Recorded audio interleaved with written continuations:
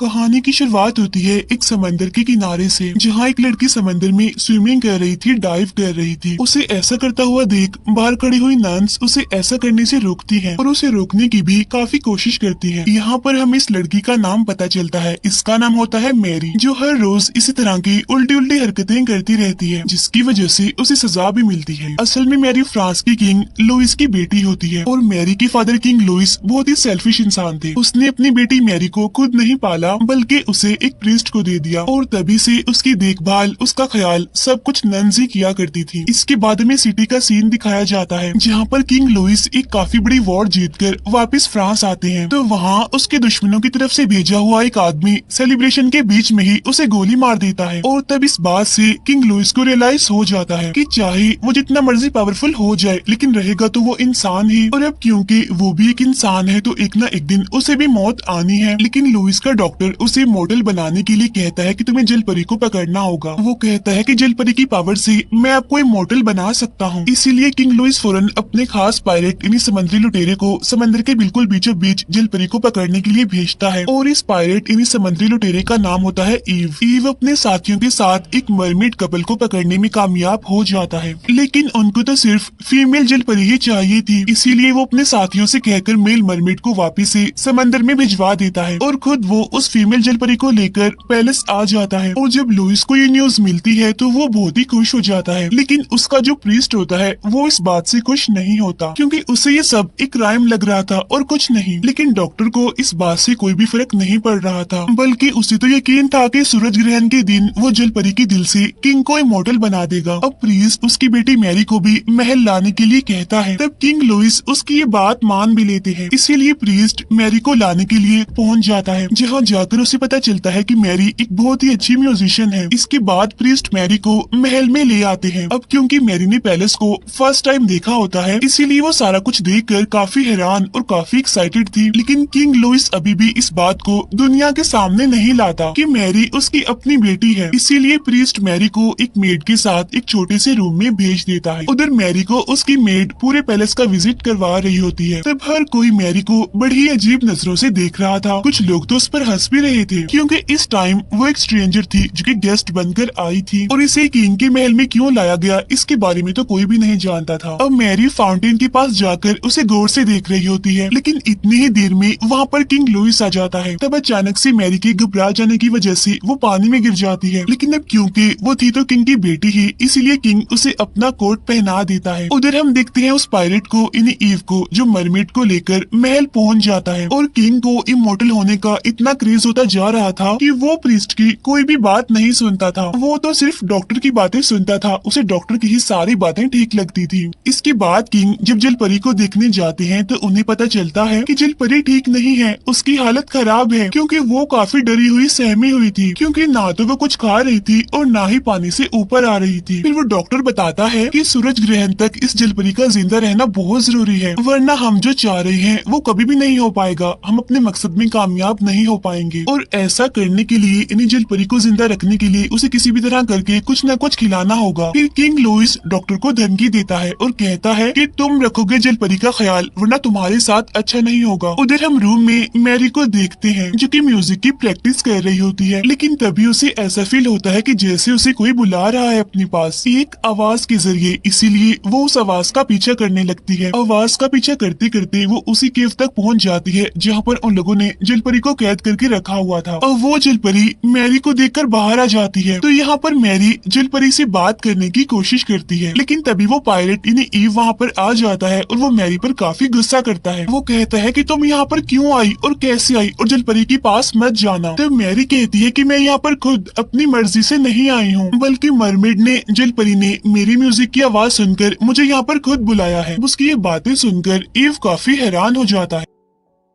फिर next day हम देखते हैं कि मैरी जब वही म्यूजिक बजा रही होती है तो वो म्यूजिक लुइस को भी काफी पसंद आता है, इसीलिए वो फादर को ऑर्डर देता है कि मैरी को फौरन इसी टाइम हॉल में लेकर आया जाए। अब जब मैरी को हॉल में लाया जाता है तो सारे लोग काफी गौर से उसे देख रहे होते हैं। अब किंग लुइस भी अपनी बेटी मैरी को ही देख रहा होता है, लेकिन अभी भी वो लोगों को इस बारे में नहीं बताता कि मैरी मेरी बेटी है। इसके बाद वो मैरी को डांस सिखाने लगता है। इसी दौरान किंग लुइस को मैरी में उसकी वाइफ यानी मैरी की मदर नजर आने लगती है। तब ये देखकर किंग लुइस काफी हैरान होते हैं और वो फौरन रुक जाते हैं। इसके बाद हम देखते हैं कि मैरी अपना बहुत सारा टाइम अब मरमेड यानी जल परी के साथ ही गुजारा करती थी और इसी वजह से जल परी भी रिकवर हो जाती है। उसकी हालत भी काफी अच्छी हो गई थी अब। और इसी सब के बीच मैरी और ईव की दोस्ती हो जाती है, वो काफी क्लोज हो जाते हैं। फिर एक दिन डॉक्टर ये सब कुछ देख लेता है, इसी वजह से वो अपने आगे की प्लानिंग शुरू कर देता है। लुइस अपनी बेटी मैरी को उसी गार्डन में ले जाता है जहाँ पर वो अपनी वाइफ यानी मैरी की मदर की पेंटिंग्स बनाया करता था। अब लुइस भी अपनी बेटी मैरी के साथ बहुत सारा टाइम गुजार कर उसे समझने की कोशिश कर रहा था। अब किंग के महल में एक मेहमान भी होता है जो कि फ्रांस का एक काफी बड़ा बिजनेसमैन था। अब यहाँ पर किंग उस मेहमान की हेल्प करते हैं और उसके फादर की सारी प्रॉपर्टी उसके नाम कर देते हैं। फिर जब लुइस सबके सामने ये ऐलान कर रहा होता है तो तभी वो मेहमान मैरी को देखता है और मैरी देख रही थी ईव को। तब उस मेहमान को काफी जेलस फील होता है, उसे ये बात बिल्कुल भी अच्छी नहीं लगती कि मैरी ईव को पसंद करने लगी है। तो यहाँ पर हम ये जान पाते हैं कि वो मेहमान भी मैरी को पसंद करता था और इसी वजह से रात को पार्टी के दौरान ईव और उस मेहमान के बीच बहस हो जाती है। फिर हम मैरी को देखते हैं जो वापिस से जल परी के पास आती है और इस बार तो वो पानी के अंदर जाकर जल परी को टच भी कर लेती है। असल में जल परी को भी मैरी अच्छी लगती थी, उसे उस पर यकीन था कि वो उसे कोई भी नुकसान नहीं पहुंचा सकती। फिर इतनी ही देर में ईव भी वहाँ पर आ जाता है और वो मैरी को ये सब कुछ करने से रोकता है क्योंकि ये चीज काफी खतरनाक साबित हो सकती है उसके लिए। लेकिन मैरी उसकी एक नहीं सुनती और पानी से बाहर नहीं आती। लेकिन ईव मैरी को जबरदस्ती ही पानी से बाहर निकाल देता है। नेक्स्ट डे मैरी ईव के साथ घोड़ी पर बैठकर बाहर जाती है जहाँ वो दोनों जंगल में रेस लगा रहे होते हैं। लेकिन तभी अचानक से मैरी नीचे गिरकर जख्मी हो जाती है और उसका एक बाजू बुरी तरह से टूट जाता है। फिर जब डॉक्टर उसके बाजू को चेक करता है तो वो कहता है कि हमें इसके बाजू को काटना होगा। लेकिन मैरी काफी घबरा जाती है, वो ऐसा करना नहीं चाहती थी क्योंकि उसे गॉड पर यकीन होता है कि वो उसे ठीक कर देंगे, उसे कुछ भी नहीं होने देंगे। इसीलिए लुइस डॉक्टर से कहता है कि अभी तुम ऐसा कुछ नहीं करोगे, हमें सुबह तक वेट करना होगा। रात को हम दिखते हैं जलपरी को जो ईव से बात करने की कोशिश करती है और वो मैरी को उसके पास लाने के लिए कहती है। तब ईव भी उसकी बात समझ लेता है कि वो क्या कहना चाह रही है और वो करता भी बिल्कुल ऐसा ही है। वो फौरन मैरी को जलपरी के पास ले आता है। जलपरी के पास लाने के बाद वो उसे पानी में भेज देता है। मैरी के पानी में जाते ही जलपरी उसके चारों तरफ घूमकर उस पर मैजिक करने लगती है, जिससे होता यह है कि मैरी बिल्कुल ठीक हो जाती है। असल में जलपरी के पास हर चोट को, हर जख्म को ठीक करने की पावर थी। नेक्स्ट डे मैरी को बिल्कुल ठीक देखकर सब लोग काफी हैरान हो जाते हैं। मैरी डॉक्टर और प्रीस्ट को रात में होने वाले सारे इंसिडेंट के बारे में बताती है, जिसे सुनने के बाद तो डॉक्टर अपनी बात पर और पक्का हो जाता है, यानी जलपरी को मारने में। लेकिन ये सब मैरी से झूठ बोलते हैं कि वो जलपरी को फ्रांस के लोगों की बीमारियों का इलाज करने के लिए यहाँ पर लाए हैं। तब मैरी को भी लगता है कि ऐसा करने के बाद वो जलपरी को आजाद कर देंगे। इसके बाद मैरी को ईव से पता चलता है कि जलपरी को यहाँ पर फ्रांस के लोगों के लिए नहीं बल्कि सिर्फ किंग लुइस के लिए ही लाया गया है। अब ये बात मैरी की समझ में बिल्कुल भी नहीं आती। फिर ये दोनों बातें करने लगते हैं। बातों ही बातों में मैरी ईव से पूछती है कि तुम उस मेहमान से नफरत क्यों करते हो। तब ईव बताता है इसलिए क्योंकि उसने मुझ पर चोरी का झूठा इल्जाम लगाकर मुझे जेल में बंद करवा दिया था।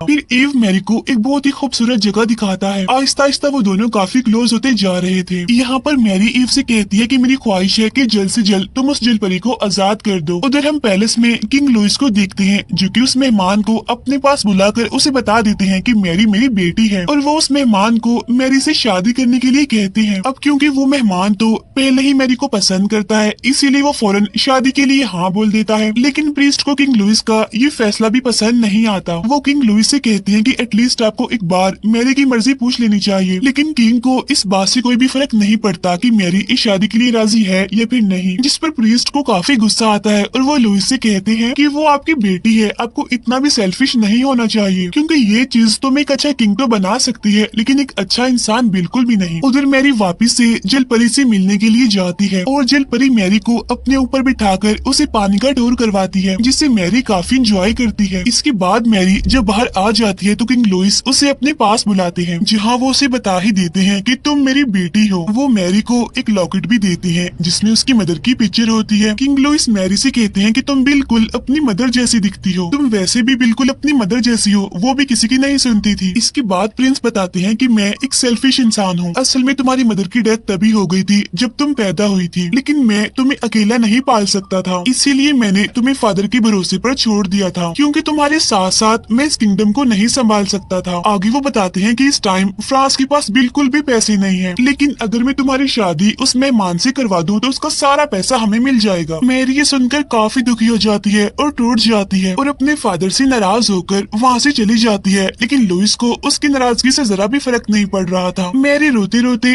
बाहर निकल आती है वहाँ से। उधर हम देखते हैं फादर को जो कि जल परी के पास जाते हैं। उन्हें जल परी के साथ होने वाली नाइंसाफी और जुल्म जरा भी पसंद नहीं आ रहा था। इसी वजह से वो डॉक्टर के पास जाकर उन्हें समझाने की कोशिश करते हैं, लेकिन डॉक्टर पर तो जुनून सवार था, वो उनकी एक नहीं सुनता और उल्टा उन्हें ही बुरा भला कहकर वहाँ से निकाल देता है। उधर हम देखते हैं मैरी को जो कि अपने रूम से भागने की कोशिश कर रही होती है, लेकिन लुइस ने उसके डोर पर महल के सोल्जर्स को उस पर नजर रखने के लिए लगा दिया था। इसीलिए वो विंडो के रास्ते से जल परी से मिलने जाती है, जहाँ जल परी उसे अपने विजन्स दिखाने वाली पावर की मदद से उसे पास दिखाती है कि किस तरह से ईव ने उसे और उसकी फैमिली को पकड़ा था। लेकिन इस सब के दौरान मैरी देखती है कि ईव दिल का एक अच्छा इंसान है और ये सब कुछ वो अपनी मर्जी से नहीं बल्कि मजबूरी की वजह से कर रहा था। अब फादर ये देखकर काफी परेशान होते हैं कि लुइस इमॉर्टल होने के लिए पागल होता जा रहा है। इसी वजह से वो किंग लुइस को समझाने की कोशिश करते हैं, लेकिन जब लुइस फादर की कोई बात नहीं मानती तो फादर अपनी जॉब छोड़कर वहाँ से चले जाते हैं। उधर ईव अपने साथी के साथ मिलकर डॉक्टर के प्लान के बारे में पता लगवाने की कोशिश कर रहा था, क्योंकि वो भी नहीं जानता था कि आखिर डॉक्टर इस मरमेड के साथ क्या करने वाला है। लेकिन जब ईव को पता चलता है कि डॉक्टर का इरादा उस जल परी को मारने का है, तो वो इस बारे में मैरी को इन्फॉर्म करने के लिए उसके रूम के पास जाता है, लेकिन डॉक्टर वहाँ पर आकर उसे पकड़ लेता है और जेल में बंद कर देता है। फिर जब मैरी वापिस से अपने रूम में आती है तो उसे ईव का मैसेज अपने रूम में मिल जाता है और यहाँ पर उसे भी सारी बात पता चल जाती है। मैरी को इतना गुस्सा आता है कि वो फौरन अपने फादर यानी किंग लुइस के पास चली जाती है, लेकिन लुइस तो जैसे इंसान से हैवान बन गया था, उसे किसी की भी कोई फिक्र नहीं थी। उसे तो बस अपनी फिक्र थी कि वो इमॉर्टल हो जाए और हमेशा के लिए फ्रांस का राजा बना रहे। इसीलिए वो मैरी को शादी के लिए तैयार होने के लिए भेज देता है। फिर जब ईव को पता चलता है कि मैरी की शादी हो रही है, तब उसे लगता है कि शायद मैरी की भी इस शादी में मर्जी है, यानी वो भी ये शादी करना चाहती है। इसीलिए अब वो बस किंग का ऑर्डर पूरा करने का फैसला करता है।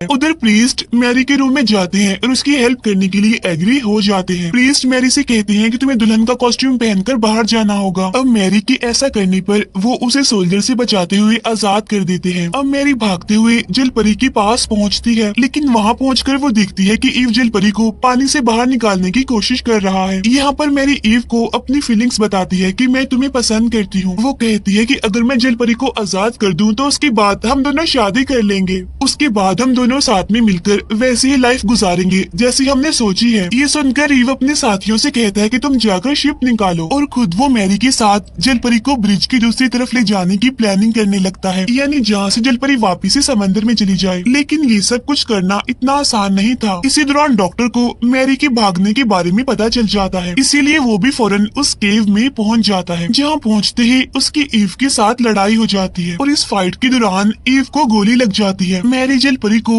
ईव के साथ भागने का बोलकर खुद डॉक्टर के साथ लड़ने लगती है। वो डॉक्टर को रस्सी से बांधकर उसे उल्टा लटका देती है। इसी बीच जलपरी भी ईव को लेकर वहाँ से भाग जाती है, तो मैरी भी फौरन घोड़े पर बैठकर वहाँ से निकल जाती है। पैलेस में हम देखते हैं किंग लुइस को, जो कि मैरी की शादी का वेट कर रहे थे, लेकिन तभी उसे पता चलता है कि मैरी तो भाग गई है। इसीलिए वो फौरन अपने सोल्जर्स के साथ मैरी को ढूंढने के लिए निकल जाता है। रास्ते में जलपरी अपने जादू से ईव को भी बिल्कुल ठीक कर देती है, सेम वैसे जैसे उसने पहले अपने जादू से मैरी को ठीक किया था। इसके बाद मैरी एक काफी ऊंची पहाड़ी पर पहुंच जाती है। वो बस जंप करने ही वाली होती है कि तभी किंग लुइस वहाँ पर आ जाते हैं अपने सोल्जर्स के साथ, और वो मैरी को ऐसा करने से मना करता है और उसे रोकने की कोशिश भी करता है। लेकिन तभी मैरी को ईव और जलपरी समंदर में कूदते हुए दिखाई देते हैं। यहाँ पर मैरी अपने फादर के सामने एक ऑप्शन रख देती है कि आपको अपनी बेटी और मरमेड में से किसी एक को चूज करना होगा। मैं यहाँ से नीचे पानी में जंप कर दूंगी और बाद में जलपरी मुझे तो ठीक कर देगी, लेकिन अगर आपने उस जलपरी को मारा तो आप उसके साथ साथ मुझे भी, अपनी बेटी को भी खो देंगे। ये कहते ही मैरी पानी में जंप कर देती है। यही किंग के सोल्जर्स भी जलपरी पर निशाना लगाकर बैठे हुए थे, लेकिन अब राजा को एहसास हो जाता है, उसके अंदर का इंसान जाग जाता है। वो अपना फैसला बदल लेता है। वो इशारे से अपने साथियों को रोक लेता है। फिर जलपरी निशाने को हटता हुआ देखकर फौरन मैरी के पास जाती है और अपनी मैजिक से उसे बिल्कुल ठीक कर देती है। अब मैरी के ठीक होते ही वो दोनों, यानी मैरी और ईव, फौरन शिप पर चढ़ जाते जाते हैं। ऊपर पहाड़ी पर खड़ा हुआ किंग लुइस भी उन दोनों को देख रहा था। इसके बाद हम दिखते हैं कि ये दोनों जलपरी को छोड़ने के लिए समंदर के बिल्कुल बीचों बीच होते हैं और वहाँ पर मैरी पानी में जंप कर देती है। पानी के अंदर जाते ही वो जलपरी और उसकी फैमिली से मिलती है। अब जलपरी फिर से उसे अपने ऊपर बिठाकर समंदर का टूर करवाती है। यहाँ पर हम देखते हैं कि जलपरी की दुनिया यानी समंदर की दुनिया बहुत ही खूबसूरत है। समंदर के इस टूर को